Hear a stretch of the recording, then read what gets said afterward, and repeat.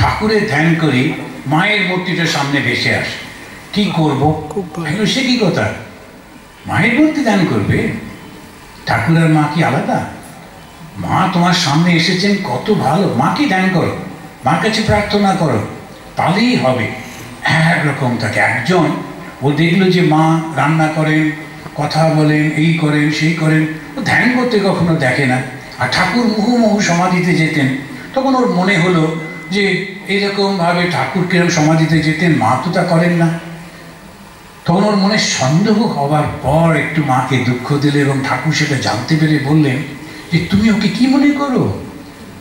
কখনো অপবিত্র হয়? এই গঙ্গার উপরে যে নোংরা চলে যাচ্ছে, তার মানে কি গঙ্গা অপবিত্র হচ্ছে?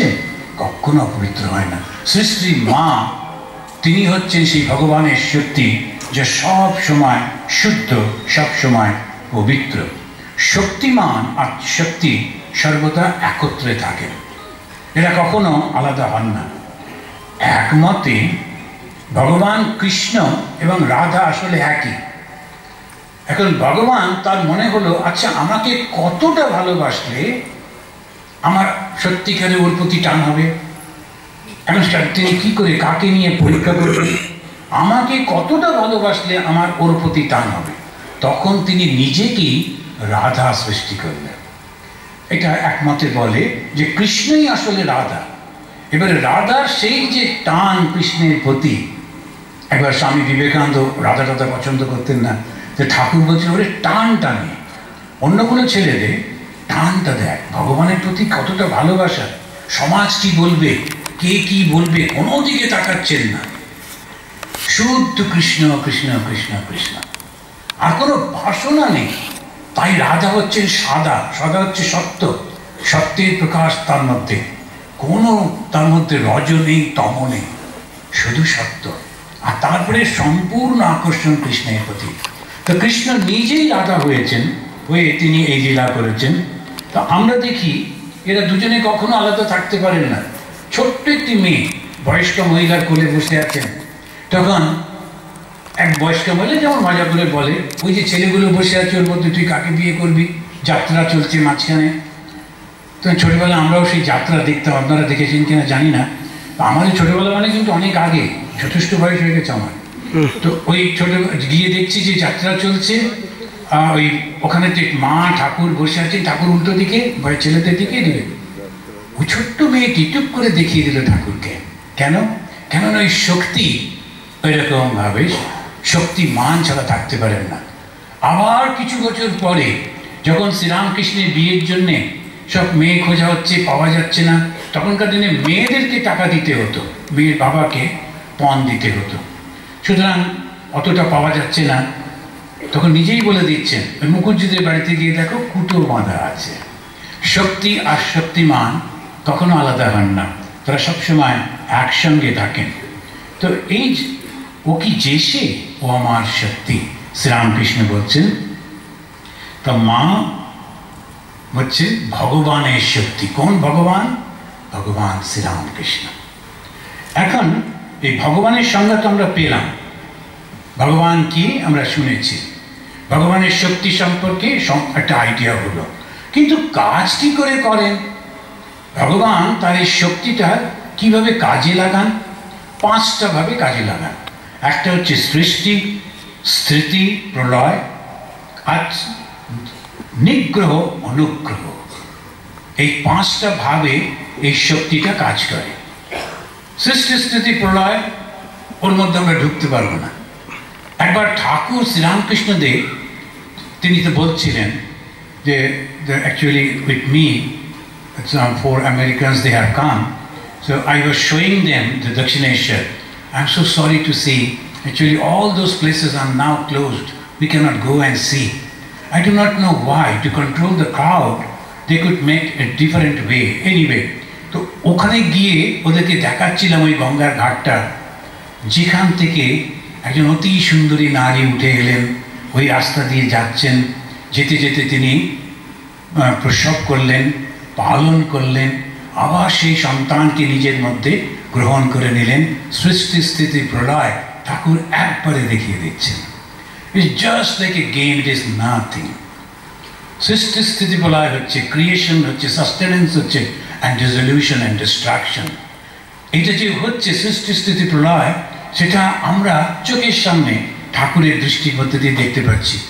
ভগবান যে করছেন, আমাদের মনে হচ্ছে সৃষ্টি করতে গেলে কত কি করতে হয়, কিচ্ছু না, জাস্ট উনি ইচ্ছা করছেন, সঙ্গে সঙ্গে সৃষ্টি হয়ে যাচ্ছে। সেই জন্যে আমাদের ভগবানের হাত নেই, খেয়াল করেছেন? জগন্নাথ মহাপ্রভুর হাত নেই দুটো, কিন্তু ওরা, আমি ওখানে গেছিলাম তখন ওরা খুব গর্বের সঙ্গে দেখাচ্ছিল সোনার দুটো বড় বড় হাত রাখা রয়েছে।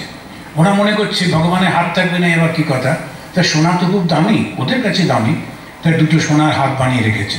ভগবানের হাতের দরকার নেই, ইচ্ছা মাত্র কাজ হয় বলেই তো হাতটা হয়নি। তিনি সর্বব্যাপী বলে ভগবানের পা নেই। আমাদের জগন্নাথ মহাপ্রভু অসাধারণ।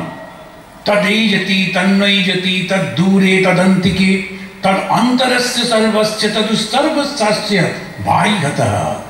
এই যে আমাদের বেদের বাণী, তিনি দূরে, কাছে, ভেতরে, বাইরে, সর্বব্যাপী, everywhere saturated that consciousness, that God, সেটাকে একটা মূর্তি করে দিয়েছে। ভাবতে পারেন, অসাধারণ একটা অ্যাবস্ট্রাক্ট আইডিয়াকে কিরকম ভাবে মূর্তি করে দিল।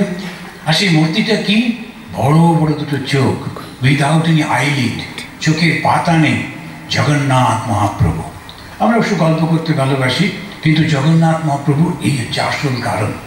হাত নেই কেননা তার কাজ ইচ্ছা মাত্র হয়, পা নেই কেননা তিনি অলরেডি সর্বত্র, সর্বব্যাপী, তাদের পা দরকার হয় না, আমাদেরই দরকার হয় এখান থেকে ওখানে যাবো বলে। কিন্তু ভগবান সেই রকম সর্বব্যাপী রয়েছেন, তো সৃষ্টি স্থিতি পালন করছেন। ওইটা তো আমরা দেখলাম। তারপরের দুটো খুব ইম্পর্টেন্ট, নিগ্রহ আর অনুগ্রহ। নিগ্রহ আর অনুগ্রহ তিনি কিভাবে করেন? এখন নিগ্রহ মানে হচ্ছে তার মায়া শক্তি দিয়ে বেঁধে রাখেন, সেই জন্যে তাকে কষ্ট পেতে হয়, কিছুতে তার থেকে বেরোতে পারে না। একটা দুটো ছোট্ট ছোট্ট উদাহরণ, শ্রী মা বেশি নিগ্রহ করেননি, একটু উদাহরণ হিসেবে রেখেছেন। ওর ভাই, সে তো ভাবছে যে আমার দিদিকে সকলে কীরকম ভালোবাসে আর কত কি নিয়ে আসে। কলকাতার লোকগুলো একটু বোকা বটে, নিয়ে, কিন্তু ঠিক আছে, আমার দিদিকে দেবী হিসেবে নিয়ে আসে এবং সব দেয়। তখন গিরিশচন্দ্র ঘোষ বলছেন, অরে বোকা যা, উনি হচ্ছেন কপাল মোচন, উনি হচ্ছেন ভগবতী, গিয়েও পায়ে পর, মুক্তিটা চেয়ে নে। এখন গেছেন, গিয়ে বলছেন, আচ্ছা ওই গিরিশ পাঠালো, তুমি নাকি ভগবতী। সঙ্গে সঙ্গে নিগ্রহ, কিরকম ভুলিয়ে দিলেন, তুমি ওইসব নিয়ে দেবো না, আমি তোমার দিদি, তুমি আমার ভাই, তাহলেই হবে। বুঝতেই পারল না। আর একটা ছেলে মায়ের কাছে কাজ করতো, সবসময় he was very free with mother, whatever he wanted mother is to give. তো ও একদিন শুনলো যে সারদানন্দজি এবং অন্য সাধুরা তারা আলোচনা করছেন, মার কাছে একবার যদি কেউ চেয়ে নিতে পারে যে আমাকে মুক্ত করে দাও, তাহলে হয়ে যায়। বলো, কি চাইছো তোমরা, আমাকে বলো, আমি চেয়ে আনছি। ওরা তখন মজা করে বললেন, যা গিয়ে বল, মা আমার মুক্ত করে দাও।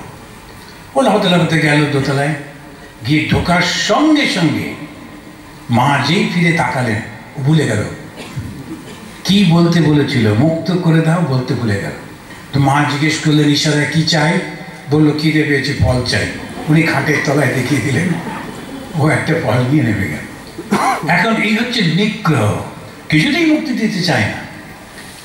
অন্য যা চাইছি ফটাফট দিয়ে দিতে পারেন, কিন্তু অন্য কিছুতেই, কারণ ওই নিগ্রহ মানে তাহলে খেলাটা চলবে না, না, সবাই মুক্ত হয়ে গেলে খেলা কি করে হবে? রেখে দিচ্ছেন বন্ধন দিয়ে। কিসের বন্ধন? অহংকারে। আমি খুব ভালো গান করতে পারি, আমি খুব ভালো বক্তা, আমার প্রচুর টাকা পয়সা, আমার প্রচুর পড়াশুনো, আমার এই কিছু না কিছু একটা অহংকার তার মধ্যে ঢুকিয়ে রাখেন। আরে বেচারি, কত মানে একটু চেষ্টা করলে হয়ে যেত, কিন্তু বুঝতে পারলো না ওটা বেশিদিন তো থাকবে না, কোনোটাই থাকে না। আপনি ভেবে দেখুন, এই যে সিনেমা আর্টিস্টদের কি কষ্ট, কি কষ্ট। সামনে সিঙ্গাড়া খেতে পাচ্ছে না, কচুরি খেতে পাচ্ছে না, কি লাভ দিচ্ছে, কেন কি ওজন কম রাখতে হবে, তারপরে লাফাচ্ছে ঝাঁপাচ্ছে কোনো রকমে, তারপরে কোনো রকমে ঝকঝকে তকতকে থাকতে হবে। লাভটা কি? ওই যখন কি ফিতে কাটে তখন ছবি টবি ওঠে তো। আচ্ছা, আচ্ছা 2-5 বছর আগে যদি মারাই যায়, কিন্তু ভালো করে রসগোল্লা টসগোল্লা খেয়ে কিন্তু না, এখন ওর মাথায় ঢুকেছে ওকে চিরন্তন থাকতে হবে। চিরন্তন থাকতে পারবে? কেউ পারে কখনো? কোনো দিন হয় না। এই মাথার মধ্যে থাকে আমি অনেক দিন বাঁচবো। বেঁচে কি হবে? জীবনটা অল্প হলেও ঠিকভাবে বাঁচতে হবে, একদম মাথা তুলে আনন্দের সঙ্গে, সকলকে ভালোবেসে, আর ঈশ্বরকে সবার মধ্যে থেকে। তাই ওই মাকে তখন ডাকতে হবে। মা কিন্তু, আমরা এবার শেষ করব, অনুগ্রহ শক্তি প্রকাশ করেছেন। মায়ের শক্তি তার 5টা রূপে কাজ করে। তার প্রথম 3টে ছেড়ে দিন, 2টো আমাদের সঙ্গে সংযুক্ত, নিগ্রহ আর অনুগ্রহ। এই অনুগ্রহ শক্তি রূপে এবারে সৃষ্টি মা, ভগবানের শক্তি। তিনি বদ্ধ করেন, তিনি মুক্তি দেন। এবারে ভগবানের শক্তিকে স্বয়ং ভগবান মা করে দিয়েছেন। আর শক্তি না, এবারে সে মা। আর কিরকম ভাবে মা করলেন? এমন ভাবে, ঠাকুরের কায়দা খুব। ওর সামনেই ওই সন্তানদের বলছেন, হ্যাঁ কটা করে রুটি খাও? তো বলছেন আগে আমরা একটা করে, ও বলে দিয়েছেন একটা করে, বেশি দেবে না। কিন্তু ঘুম থেকে উঠতে পারছে না। তো যেই বলেছে কি ব্যাপার, তোমার ঘুম থেকে উঠতে পারছো না কেন? বলে মা জোর করে 2-3টে রুটি দিল, খেয়ে নিলাম। আর তখনকার দিনে ছেলেরা সব বাঙালিরা কুস্তি টুস্তি করতো। এখনকার দিনে ওরা সবসময় হোয়াটসঅ্যাপ কিসব করে, কিন্তু ওরা কুস্তি একদম পালোয়ান ছিল সবাই। এখন এই না চললে ওই একটা রুটি কি হবে? আমাদেরও যুবক বয়সে দেখেছি, এটা লুচি 10টার নিচে কি করে খাবো? ছোট ছোট লুচি, এবার 2 করে খেতে হবে। তো একটা লুচি এবার কি খায়? এখন এইরকম যে সমস্ত ছিল, সেই ওখানে একটা করে রুটি, 2 করে। তখন ঠাকুরকে বলে মা দিয়ে দিয়েছেন, আমরা করিনি, আমরা খেতে চাইনি। মার কাছে যখন ঠাকুর গেলেন, এইবারে কিন্তু ঠাকুরেরই প্ল্যান, মার মধ্যে ভালোবাসাটা জাগিয়ে দিলেন। বন্ধন না, মুক্তির। মা বললেন ওদের ভার আমি নেব। একটি মেয়ে, এটা হচ্ছে অনুগ্রহ। তিনি কৃপা করছেন, এই যে ভগবানের শক্তি কৃপা করছেন। এবারে দেখা যায়নি কখনো, এবারে প্রথম আমরা দেখছি ভগবান স্বয়ং তার শক্তিকে জাগ্রত করেছেন কৃপা করবার জন্য, মুক্তি দিয়ে দেওয়ার জন্য। ভাবা যায়, this the first time in the history একবার যে আমাকে মা বলে ডাকবে। ওই মেয়েটি ছুটে এসে মার হাত থেকে থালা নিয়ে ঠাকুর ভগবানকে দিচ্ছেন। লোকেরা মনে করে সৎ লোককে খাওয়ালে তার মঙ্গল হবে। হবে তো নিশ্চয়ই। তো মাঝে মাঝে খাইয়ে বিপদেও ফেলে, সে কথা এখন আর বলবো না। কিন্তু খুবই বিপদে, এখন খাইয়ে এরকম বিপদের মধ্যে ফেলা, ছবি টবি তুলে যেগুলো। আমরা যখন ওই ভগবানকে খাওয়াতে যাচ্ছেন, যেই মুহূর্তে উনি থালাটা দিলেন, নিয়ে ঠাকুরকে দিলেন, ঠাকুর তো কিছুতেই ছুঁতে পারছেন না। এইরকম দেখা যায় না। কিন্তু আমরা মনে করি ওই লোকটা ঠাকুরকে ডোনেশন দিল না, উল্টো ঠাকুর ওর ডোনেশন নিলেন না, দিলেও নেবেন না। আমাদের ঠাকুর এমন চুজি, একটা লোক খুব বড় লোক, কিন্তু তার থেকে নিতে চান না। আর একটা গরিব মানুষ ওর থেকেই নেবেন। মাস্টারমশাই তার বেশি টাকা নেই, তবু বলছেন আচ্ছা আমাকে একটা ধুতি এনে দেবে। 10,000 টাকা নিয়ে লোকটি এসেছিল, তাকে তাড়ালেন। আবার মাস্টারমশাইকে বলছেন, মাস্টারমশাই ক্যালকুলেট করে বাজেট টাজেট করে বলে হয়ে যাবে, আচ্ছা একটা এনে দেবো। আর যিনি বেরোচ্ছেন তখন পেছন থেকে বলছেন তাহলে 2টো এনো। আচ্ছা দেখো, ভগবান স্বয়ং চেয়ে নিচ্ছেন তার কাছে যার কাছে নেই, কেন ভালোবাসে, ওই ভালোবাসাটা, আর তার কাছ থেকে নিয়ে তাকে অনুগ্রহ করছেন, কৃপা করছেন। শ্রী মার হাত থেকে নিয়ে গিয়ে দিয়েছেন, খেতে পাচ্ছেন না, কেননা ওই ছোঁয়া ঠাকুর খেতে পাচ্ছেন না। মা বললেন না, তোমাকে এটা খেতেই হবে। একটি মহিলা, তার ভাব ছিল যে ভগবান তার প্রেমিক। এবারে ভগবান স্বামী ঠাকুরের কাছে এসেছেন, এসে ওই ভাব নিয়ে অ্যাপ্রোচ করছেন। ঠাকুরের তো হচ্ছে সন্তান ভাব, তো ঠাকুর সহ্য করতে পারছেন না, চেঁচামেচি করছেন। ভেবে দেখুন, মা তার স্ত্রী, ঠাকুরের স্ত্রী, যখন শুনলেন ওই মহিলা ঠাকুরের কাছে ওই ভাব নিয়ে গেছেন, কত রাগ হওয়ার কথা। ঠিক উল্টো, উনি বলেন দেখো দেখি একটু গেছে ওই ভাব নিয়ে ওকে ওইভাবে কখনো করতে হয়, পড়তে হয়? একজনকে পাঠাচ্ছেন, ওকে আমার কাছে ডেকে নিয়ে এসো, অনুগ্রহ।